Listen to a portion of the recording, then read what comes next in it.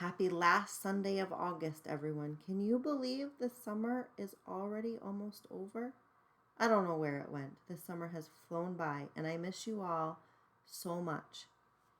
We are going to keep going back with the Jesus Storybook Bible again today, and we're going to keep going in the book of Exodus and learning more about Moses. I hope you enjoyed last week and learning a little bit more about Moses as a baby and the way that God called him from that burning bush the week before.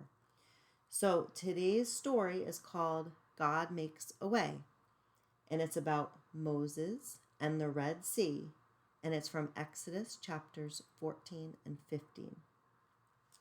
So remember, God's people had just escaped out of Egypt from Pharaoh, who wanted them all dead, okay? So Moses and God's people escaped out of Egypt and into the wilderness. They didn't know the way, but God knew the way, and he would show them. I will bring you to a new home, a special land, God promised them. I will look after you. I am with you. God sent a big cloud for them to follow, a pillar of smoke stretching up to the sky.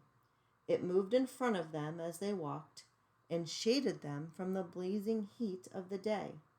And it was time to rest. It stopped. All through the cold desert nights, it kept them warm, glowing like a fire. God led his people through the desert to the edge of the great sea. They were just wondering how to cross it when suddenly they heard a terrible thundering and pounding. It sounded almost like horses' hooves. They shaded their eyes to look back and screamed. It was! Pharaoh and his army were coming to get them. Pharaoh had changed his mind again. Get my slaves back, he screeched, and charged out into the desert after them with 600 of his fastest horsemen and every single chariot in Egypt.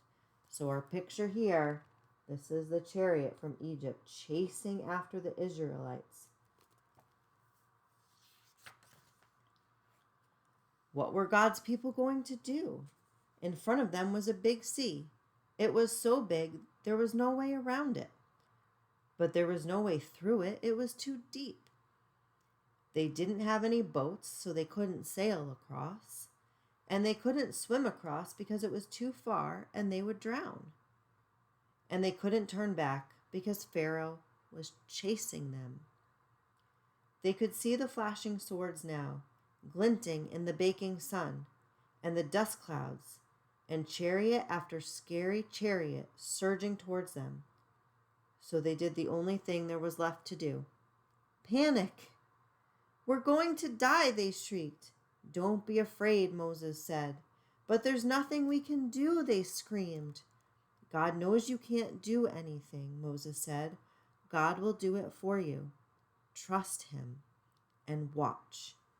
But there's no way out, they cried. God will make a way, Moses said. Another minute, and it would have been over. But the strangest thing happened. So you can see in the picture here, on the beach, over here, there's all the chariots, Pharaoh's army coming to get them. And here they are in the water, not knowing what to do. God made the pillar of smoke move. It moved behind his people and hid them from the Egyptians. Then God sent the strong east wind to blow all night long. It blew on the water of the big sea. It blew it to the left and blew it to the right until it blew into two towering walls of water. And there, right through the middle of the sea, a muddy pathway opened up. And God's people walked across dry land. So here you go. Here's your picture. See the pathway?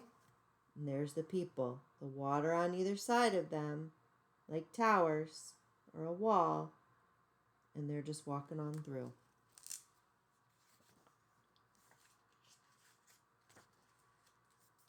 When the Egyptians tried to follow, The walls of water crashed back down on them and swallowed them up. God's people were safe. They danced and laughed and sang and thanked God. When there had been no way out, God made a way. Many years later, once again, God was going to make a way where there was no way. From the beginning, God's children had been running from him and hiding. God knew his children could never be happy without him, but they couldn't get back to him by themselves. They were lost. They didn't know the way back, but God knew the way, and one day he would show them. So here's your picture. Here's some Israelites on the dry land celebrating because look, the water swallowed up all those chariots. See that there? What a great story about Moses. I hope you all have a great week, and I'll see you next week with another Bible story. Bye.